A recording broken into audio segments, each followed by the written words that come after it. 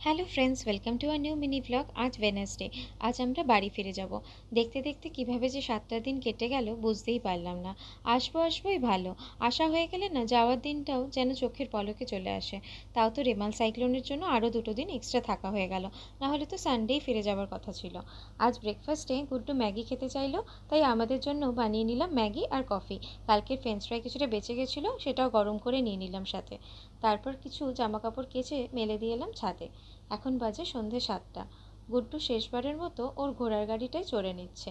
তারপর যাওয়ার সময় দিদা আর দাদুকে আদর করে টাটা করে দিল। যাবার সময় মনে হয় আরও কটা দিন থেকে গেলে বেশ ভালো হতো, কিন্তু কি আর করা যাবে, যেতে তো হবেই।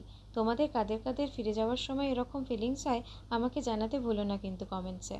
গাড়িতে যেতে যেতে গুড্ডু বসে বসে ঘুমিয়ে পড়েছিল। বাড়ি পৌঁছতে পৌঁছতে আমাদের প্রায় 10:30 বেজে গেছিল। আজকে ব্লগটা এখানেই শেষ করছি, আবার দেখা হবে নিউ ব্লগে।